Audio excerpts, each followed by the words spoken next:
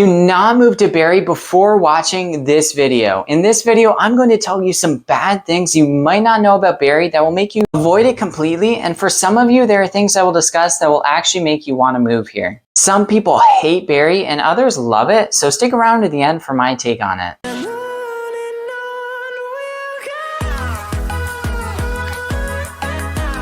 Hey everyone, the Vermont expert Jacob Barnes with eXp Realty here. And if you don't already know me, I sell homes all over Vermont and make videos all about the state as well. So please subscribe to see more. And if I can help you buy or sell a home anywhere in the state, reach out. And if you want to see the best Vermont places to eat or get a delicious creamy, follow me on Instagram or TikTok for weekly reviews. Moving along, I live about 15 minutes outside of Barre City in Williamstown, Vermont. I've lived here since about January, but I've sold homes in this area before moving from Addison County. Now, why did I move to this area? Probably the biggest reason is it's between both me and my fiance's families, but frankly, money goes a lot farther in central Vermont than it does in Addison County, which of course made it very appealing. If you've been looking for a home in Vermont for any time at all, you might have seen quite a few homes come up in Barre City and the surrounding area. You can get a very decent home for under $300,000 here, or a little bit higher depending on what you're looking for. And if you want to spend less than $200,000, you can do that as well if you don't mind a fixer-upper in a rough neighborhood. There are multiple parts to Barre, and when people refer to Barre or Scary Barre, they're usually talking about Barre City. There is also Barre Town, which is a step above Barre City. It has overall some better neighborhoods, some really nice newer construction areas, and some homes that have awesome mountain views. It's not very big, but it's Vermont's 5th biggest city with a population of around 8,500.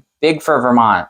Barre Town has around 7,900 people as well. If you look on Barre on Google Maps, you might get confused by the few different areas to Barre, including Graniteville, Websterville, East Barre, and South Barre. These are all unincorporated communities. There isn't much to these small communities, but Graniteville is home to the E.L. Smith Quarry, the largest open granite quarry in the world, owned by the Rock of Ages Granite Company. Barre is actually known as the world's granite capital and has supplied granite all over the world, and for large projects such as the U.S.-Korean War Monument, and it makes about a third of the U.S.'s monuments. It's actually been said that granite could be mined for the next 4,000 years and they would still not reach the bottom. When I was pretty young, I visited the Rock of Ages on a field trip and got to bowl on the only granite bowling alley in the world and took home a cool piece of granite. Driving around Barre, you'll find granite in lots of the local architecture, and there is the Vermont Granite Museum and some other places where you can learn more about Barre's history. But why do people move to Barre? For many people, it's being able to live in the awesome state of Vermont with very affordable home prices. For others, it's the amenities that rural Vermont just doesn't offer, job opportunities in the area, or the accessibility of Barre to I-89, I-91, and other cities. Montpelier is only 15 minutes away, so there's more job opportunities, political opportunities, several great restaurants and bakeries, and an awesome farmers market year-round. Barre also has a farmers market on Wednesdays, but not quite as big. Barre is only 50 minutes to Stowe Mountain Resort, 50 minutes to Sugarbush Resort, and 40 minutes to Bolton Resort or Cochrane ski area, so not a super far commute if skiing or snowboarding is something you enjoy. The Central Vermont Medical Center is conveniently only 15 minutes away, and so is Norwich University, one of the oldest military universities in the state. Lebanon, New Hampshire, and Dartmouth are only about an hour away as well. Barre has some restaurants in the area, some cafes, bars, snowmobile trails in the area, and decent shopping. I personally think Montpelier has better restaurants and bakeries, but they aren't far, and Barre has a couple good ones. The Old Berlin Mall, now called the Central Vermont Marketplace, is about 15 minutes away with a Walmart, Planet Fitness, the only Hobby Lobby in the state, Five Below, Kohl's, and a few smaller vendors. Also in nearby Berlin are all the typical stores including TJ Maxx, Price Chopper, Petco, Starbucks, and more fast food options. There are 2 Home Depots, both about 50 minutes away, but there are also some small hardware stores in the area. There aren't major lakes too close by, but Boulder Beach State Park is about 45 minutes away, and massive Lake Champlain is about 50 to 60 minutes. There are some smaller ponds or streams where you can kayak if you'd like, and if you don't mind driving a little bit, there are mountains for hiking. Barre does have some trails and bike paths, and there are also some decent trails in nearby towns.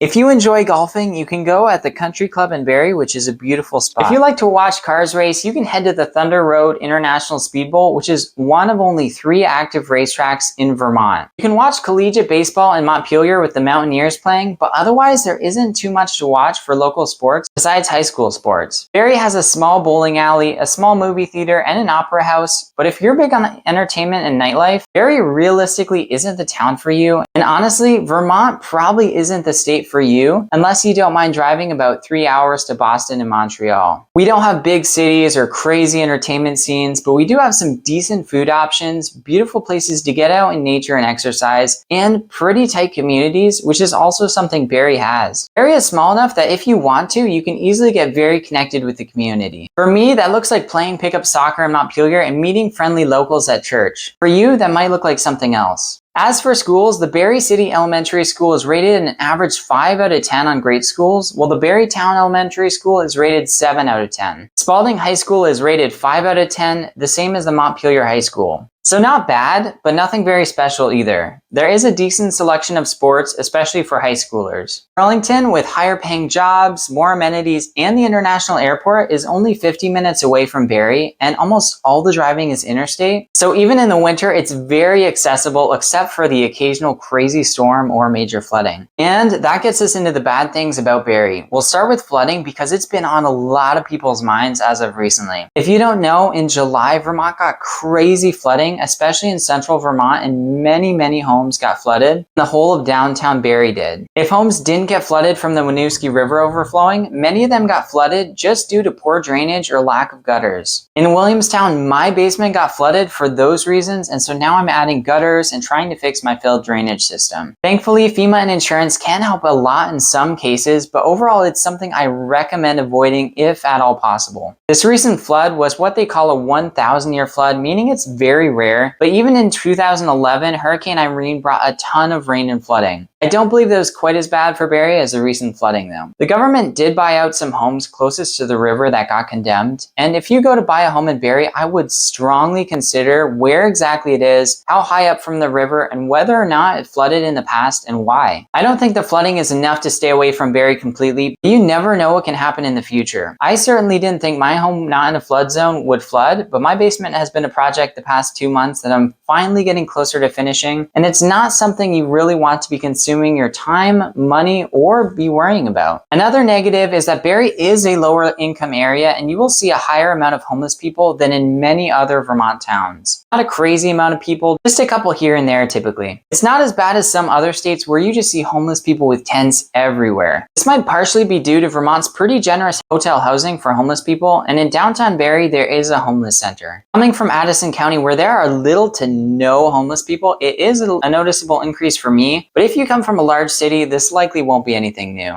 Barre's crime is pretty moderate for a city, but it's higher than 93% of towns and cities in Vermont and higher than 86% of US cities. Barre has an average of about 0 murders per year, but you are around 6 times more likely to get raped in Barre than in the average US city. There are 4.5 times more sex offenders in Barre than in the average US city. Your chance of becoming a violent crime victim is about 1 in 148, and your chance of becoming a victim of a property crime is about 1 in 51. The Vermont average for property crime is about 1 in 74, so that's not really that crazy. Just looking at the data, assault, but mostly rape are the 2 things you need to worry about most in Barre, so don't go walking alone in downtown Barre at night, not a good idea. Or at least take advantage of Vermont's lenient gun laws and concealed carry. Not much goes on in the city at night anyway, so just avoid it. Unfortunately, like many Vermont towns, Barre has an above average drug problem as well. Like most of Vermont, Barre doesn't have a very diverse population, so that may be something to keep in mind. Although most people are pretty welcoming and friendly, and those who aren't just seem to keep to themselves. In conclusion, my take on Barre is that it's a good area for affordability and amenities, but I personally would not want to live in downtown Barre due to the crime and things that come along with being a low income area. Outside of downtown Barre, there are nicer areas, and especially Barre Town is better in my humble opinion. Don't take my word for it though, come travel to Barre if you're considering moving here. Seeing towns in person is the best way to feel whether or not it would be a good fit for you. If Barre isn't a good fit for you, then maybe Northfield, Williamstown, Berlin, and Orange, to name a few, would be a better fit. They are areas around Barre City that offer pretty similar home prices but are smaller towns, and it's easier to get a bigger yard,